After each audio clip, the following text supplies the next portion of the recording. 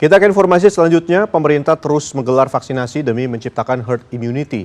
Setelah Rabu kemarin menggelar vaksin untuk tenaga pendidik, Joko Widodo menyampaikan target. Semester 2 mendatang, kegiatan belajar mengajar sudah bisa dilakukan tatap muka. Lantas, bagaimana kesiapan orang tua dan guru menyambut wacana sekolah tatap muka? Vaksinasi massal untuk menciptakan herd immunity terus digelar pemerintah.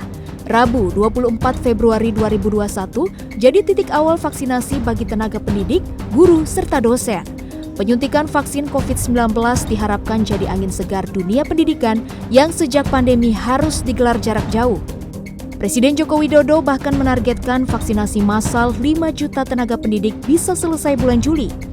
Sehingga tahun ajaran baru pada semester 2 tahun ini bisa segera digelar tatap muka. Sistem belajar mengajar jarak jauh atau daring memang jadi solusi proses belajar mengajar yang lebih minim resiko tertular COVID-19. Sayangnya, anak perlu dilengkapi media belajar digital, yakni gawai, kuota internet, serta sinyal yang baik. Ini juga harus didukung orang tua atau wali yang berperan aktif mengawasi dan menjadi guru di rumah sambil mengurus pekerjaan rumah lainnya. Salah satunya Husnun, ibu dari 2 orang anak yang masih duduk di bangku sekolah. Meski menyambut baik rencana pemerintah untuk melakukan sistem pembelajaran tatap muka di sekolah, ia mengaku was-was bila buah hatinya harus berada di luar rumah.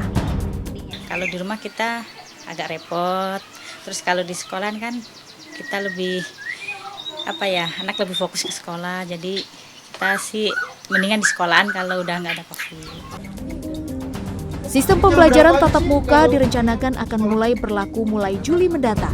Seluruh sekolah dihimbau untuk bersiap, terutama pada penyesuaian belajar di sekolah di tengah situasi pandemi. SMA Negeri 8 Jakarta misalnya, selain menyiagakan fasilitas penunjang protokol kesehatan di sekolah seperti tempat cuci tangan, pengukur suhu tubuh, klinik kesehatan, dan membatasi jumlah bangku yang boleh digunakan para siswa dengan marka jaga jarak, pihak sekolah juga sebut akan sosialisasi sekolah tatap muka dengan para orang tua, peserta didik, dan juga pengajar yakni guru. Anak-anak juga di sini mereka tetap bawa makanan dari rumah. Ini sekarang kalau peserta didik bawa makanan dari rumah, mereka harus pakai masker, kemudian harus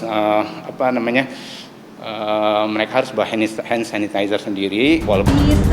Rencananya siswa belajar di rumah dengan yang di sekolah akan bergantian setiap harinya. Kegiatan belajar mengajar pun hanya dilakukan hingga pukul 12 siang agar anak tak terlalu lama berada di sekolah.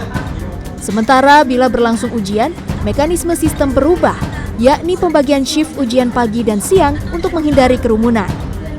Sementara itu, meski mendukung rencana pemerintah memulai kegiatan belajar dengan tatap muka pada bulan Juli nanti, epidemiolog Pandu Riono menyebut sebaiknya aktivitas belajar langsung di tengah pandemi dilakukan bertahap dan memperhitungkan kesiapan pihak sekolah.